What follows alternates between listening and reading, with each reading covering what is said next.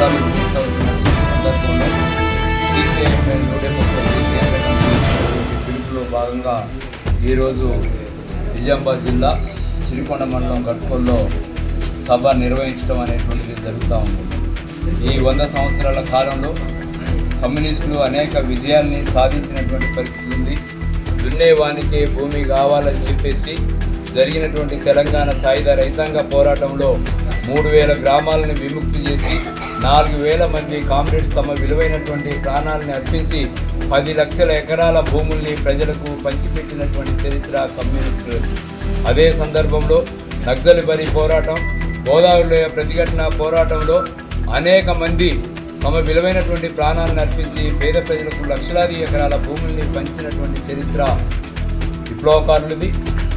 అదే పద్ధతిలో విప్లవకారులు అందరూ కూడా ఈనాడు సమాజంలో ఉన్నటువంటి పరిస్థితుల్ని అర్థం చేసుకొని ఈ దేశంలో విప్లవోద్యమాన్ని విజయవంతం చేయడం కోసం ఐక్యంగా ముందుకు రావాల్సినటువంటి అవసరం ఉందని చెప్పేసి సిపిఐఎంఎల్ న్యూ డెమోక్రసీ భావిస్తూ ఉంది.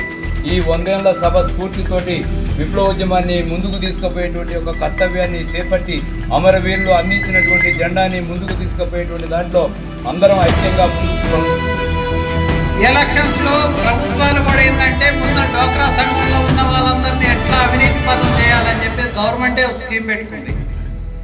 చారణ కోసం ఇస్తే వీళ్ళు ఆ సంఘంలో వాళ్ళకి 2 రూపాయలు వడ్డించడానికి తయారు చేశారు. ఇచ్చిన తర్వాత పంచాయతీ, తర్వాత డ్వాక్రా సంఘ కార్డులు ఉన్నాయని చెప్పి ఎలక్షన్స్ లో ఆటోలు వేసుకొని చెప్పి క్యాండిడేట్ల దగ్గర డబ్బులు వసూలు చేసేది. ఈ చైతన్యం అంటే మనం ఆ రోజు ఇచ్చే 1000-2000 కోసం కక్కుర్తిపడే వారానికి ఈ ప్రభుత్వాలు తీసుకొచ్చినాయి, పాలకవర్గ పార్టీలు తీసుకొచ్చినాయి. రైట్, ఈ వనరుల్లో మా వాటా ఉంది, మా వాటా మాకు రావాలని చెప్పి డిమాండ్ చేయాల్సిన అవసరం ఉంది. దానికోసమే వ్యక్తి చైతన్యం కన్నా సంఘ చైతన్యం అవసరం. అందుకనే మన సంఘాల్లో రకరకాల రైతు సంఘం కానీ, కార్మిక సంఘం కానీ, విద్యార్థి సంఘం కానీ పోరాట ఫలితంగానే అనేక సమస్యలు కానీ కొత్త హక్కులు కానీ వస్తున్నాయి.